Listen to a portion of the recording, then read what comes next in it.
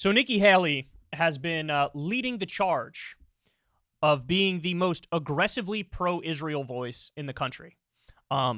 She has been tweeting very unhinged things. She's been giving very unhinged interviews. And the gist of it is this. Israel can do no wrong. They are never wrong. We support them in whatever they want to do to the Palestinians. As far as I'm concerned, all Palestinians are Hamas, and they have it coming. And if you question Israel, you're an anti-Semite. This is the gist for commentary. Now, again, you might say, Kyle, that's hyperbolic. Go look at any of the things she said, and we're going to go through some of it here. But thankfully, she is so unhinged and so extreme that even some conservatives have begun to flip on her. Jesus Christ, Nikki, reel it in. Reel it in. You want us to go to war for Israel? Okay, so look at this. This is in Mediaite. Online conservative influencers and pundits went after former South Carolina Governor Nikki Haley over her proposal to crack down on free speech regarding Israel. Amid the current Israel-Hamas war, it's a stretch to call it a war, by the way, now it's just a slaughter of the innocent people in Gaza, the Republican presidential candidate ramped up rhetoric against anti-Semitism by showing her support for the nation of Israel and vowing to protect Jews in the United States. On Wednesday, she fired off a tweet pledging to change the federal definition of anti-Semitism to include denying Israel's right to exist. So it's anti-Semitic if you deny Israel's right to exist. Couple responses to that. What if your main issue with Israel is not that Israel exists as such, but that it's a Jewish state? So it is either an ethno-state or a theocracy or both. And maybe your issue is, hey, Israel should exist, but they should give Palestinians rights, and it should be a secular liberal democracy. What if that's your take? What if that's your belief? According to her, that's anti-Semitic. But it gets even worse than that. Quote, you can't fight anti-Semitism if you can't define it. Joe Biden and the left refused to call anti-Zionism anti-Semitism. As president, I will change the official federal definition of anti-Semitism to include denying Israel's right to exist, and I will pull schools' tax exemption status if they do not combat anti-Semitism in all its forms in accordance with federal law. So in other words, what she's saying here is, I'll try to pull funding from schools if there are any pro-Palestinian groups on campus. That's what she's saying. That is absolutely an affront to the First Amendment. That's an outright assault on the First Amendment and free speech and free expression. Because she would say any pro-Palestinian group is a pro-Hamas group and therefore anti-Semitic and therefore shouldn't be allowed to exist. This is what she would say. And that is such a reach. Oh my God, it's such a reach. So let's address this.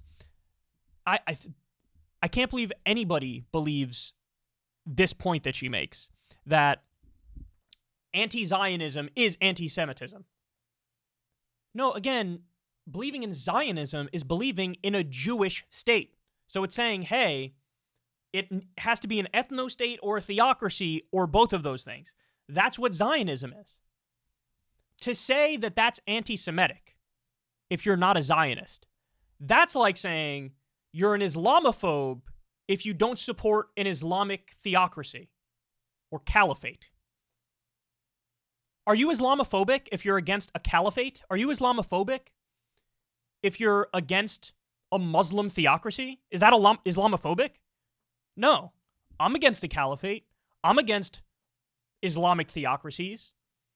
I'm against Saudi Arabia. That's a theocracy. I'm against them. Now, does that mean I'm Islamophobic? Does that mean I hate all Muslims? No. No. Islamophobia is bigotry against Muslims, is being bigoted against Muslims. To say you're against official state-sanctioned Islamic theocracy is not the same thing as saying I'm against all Muslims. I think people have a right to practice Islam if they want to practice Islam. But I don't think the government should be a theocracy based on Islam. By the same token, I don't think Israel should be either an ethno-state or a theocracy based on the Torah. I don't believe that. I think Israel should be a secular democracy in the same way that I believe in secular democracy all over the place. But it's an astonishing argument that she's making. It really is. If you're against Zionism, you're against all Jews. That is a horrifically stupid point, especially because There are countless Jews who are not Zionists who say, I'm against a Jewish state where it's either an ethno-state or a theocracy or both of those things. I think Israel should be a liberal democracy.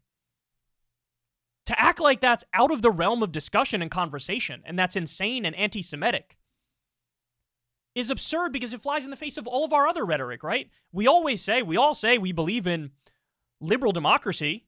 We all say that in the context of any other conversation, but what? For Israel in particular, you have to shut your brain off and say, no, they're allowed to have a state based on ethnicity or based on religion?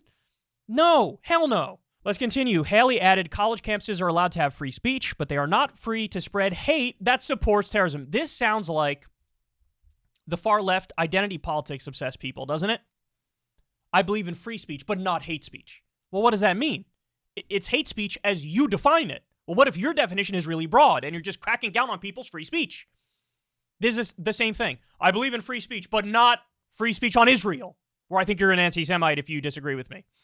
Federal law requires school to combat anti-Semitism. We will give this law teeth and we will enforce it. The United States of America will not use taxpayer dollars to fund anti-Semitism, period.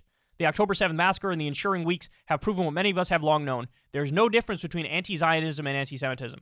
I think what October 7th and everything after it proves is this. Hamas are terrorists and they kill innocent civilians, and that's deplorable. And the IDF are a terrorist army and they massacre innocent civilians and they're deplorable. Now, you could say false equivalence all you want. It's not a false equivalence. It's a real equivalence. Hamas targeted innocent civilians on purpose. That's terrorism. The IDF is targeting innocent civilians on purpose. That's terrorism. How do I know they're doing that? They announced a siege of 2.3 million people in Gaza. This wasn't targeted. This isn't just going after Hamas. By the way, the Hamas leaders live in Qatar. Why are they not paying off the Qatari government and sending in special ops to murk Hamas officials? To murk the leadership? They're not doing that. What they're doing is collective punishment against everybody in Gaza. 62% of the dead, 8,000 of them, by the way, are women and children. As of a week ago, there's only 13 verified Hamas officials who were killed, which means over 95% of the dead are innocent civilians. All right, so then they go on here to bring up, so here's a response from Glenn Greenwald to Nikki Haley said the following. You can't fight anti-Semitism if you can't define it. Joe Biden and the left refuse to call anti-Zionism anti-Semitism. As president, I will change the official federal definition of anti-Semitism to include denying Israel's right to exist, blah, blah, blah. Glenn says, absolutely pathetic that frauds like this one spent years parading as free speech warriors, mocking college students who urge protection from views they'd find threatening, only to now exploit this war that is not even an American war to seize broad censorship powers.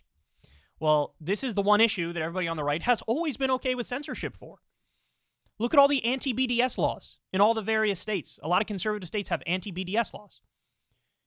You're not allowed to support boycott, divestment, and sanctions against Israel, which, by the way, is the attempt to peacefully bring about Palestinian human rights.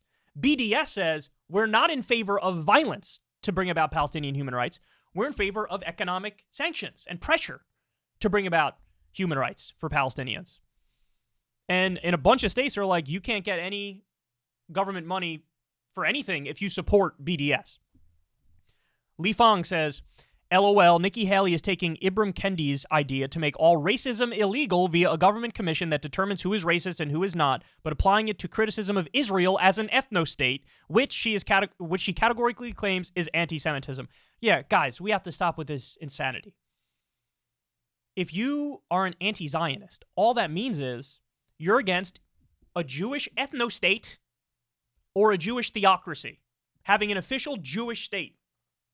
That's all that means. You can still be in favor of Israel existing and it being a secular liberal democracy where everybody has equal rights. But that's not Zionism, right? And she says if you're against Zionism, you're an anti-Semite. It's insane. All right, more. This Jake Shields guy. He says, Nikki Haley is trying to make it illegal to be an anti-Zionist. This is completely un-American and it makes clear where her loyalty lies. Our First Amendment right allows us to attack all countries, including America, but she wants Israel to be off limits. Orrin McIntyre, find you a president who fights for America the way Nikki Haley fights for Israel. Jack Hunter, Nikki Haley hates the First Amendment. She's a effing maniac. Brian McWilliams, this is the most anti-American stance I've seen in a long time. Free speech is the most important right that we have, and this witch wants to cast a spell of redefinition to eliminate it. on this issue, she's lost her damn mind. She's always been a neocon. She's never met a war she didn't like, but now she's really ramping it up vis-a-vis Israel. And what I find so amazing about it is she thinks she's nailing it. She thinks this is popular. No, Nikki, this is only popular in the halls of D.C. This is only popular because of the influence of AIPAC. This is only popular because of the Israel lobby. So in your little circle, yes, but in the rest of the country, they're like, Jesus Christ, man. I had a conversation with my mom, and my mom is the epitome of like the normie American who doesn't really follow politics that closely, but tangentially follows it. And she's the classic swing voter. She's voted for Republicans and Democrats in her life. And I was talking to her about this, and she was like, they want it, like they're desperately trying to get Congress back in session with this new Republican Speaker of the House so they can pass an emergency $105 billion package to send weapons and money to Ukraine, Israel, and Taiwan. And she said, what about the 600,000 homeless people that live here? Where's their emergency package to help them? But we need to send an emergency package with weapons and money to Israel, who's currently leveling Gaza and bombing civilians. This is my mom said this to me. My mom sounded like me. And she never sounds like me, by the way, ever. And she made the point, this is crazy. Why don't you take care of us? This is what she said. And Nikki Haley's out there like, no, let's take care of Israel. Let's ban criticism of Israel and define anti-Zionism as anti-Semitism. All right, I got one more for you. Haley's bad. You know who else is bad? This guy, Chris Christie. Listen to this. This sounds like a hypersensitive authoritarian lefty on a college campus with purple hair and a septum ring. Listen to what he says.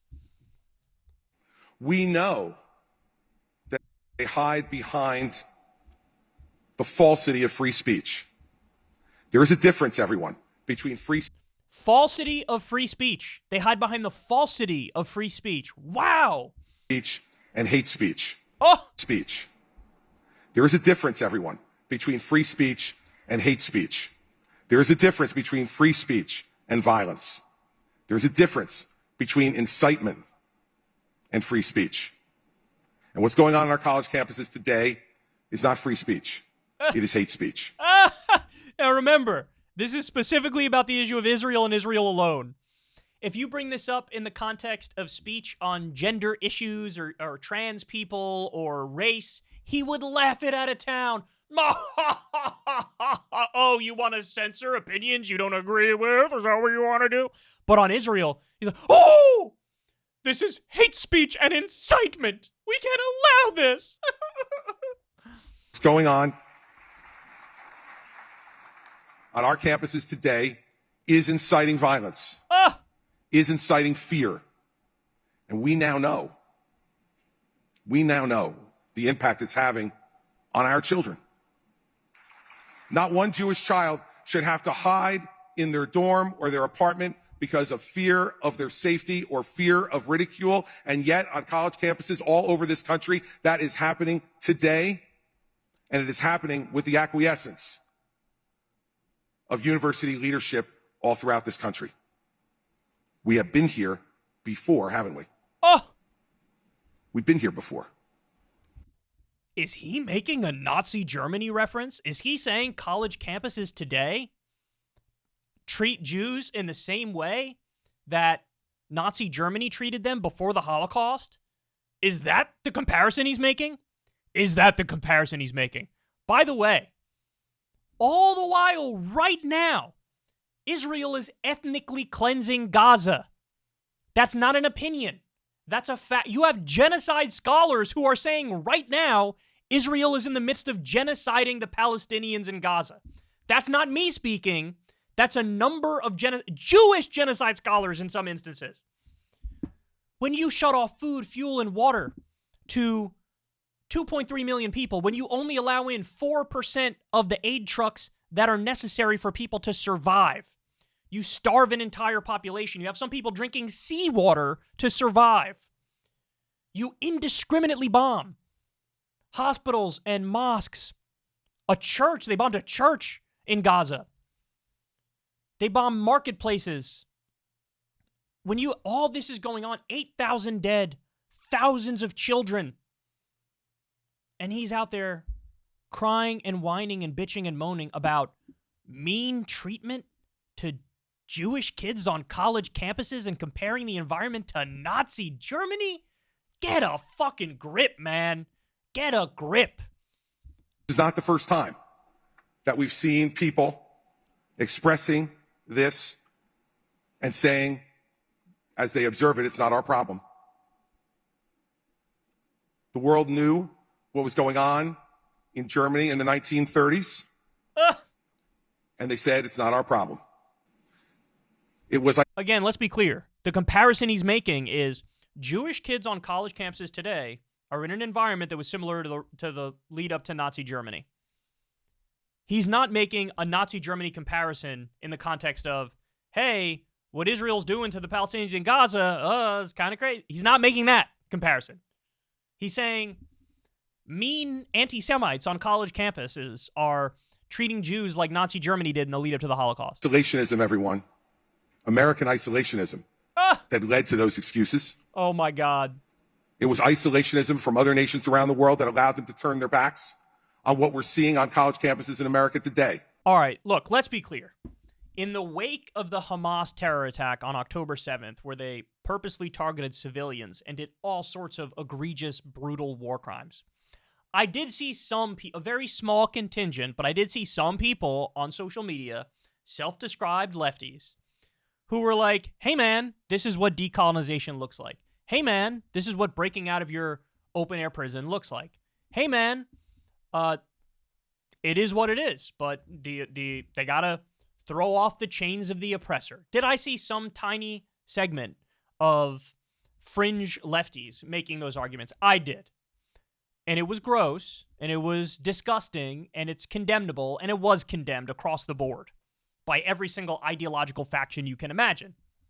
What they're doing is they're taking that and extrapolating to any pro-Palestinian advocacy, and they want to ban these groups on college campuses.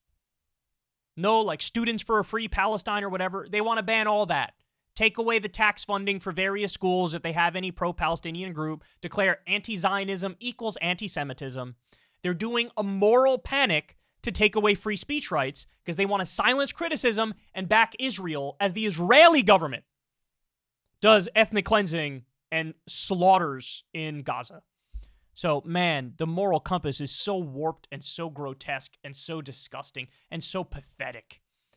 As Palestinian babies are being carpet bombed, he's out there like, what about the feelings of Jewish students on college campus? I got news for you.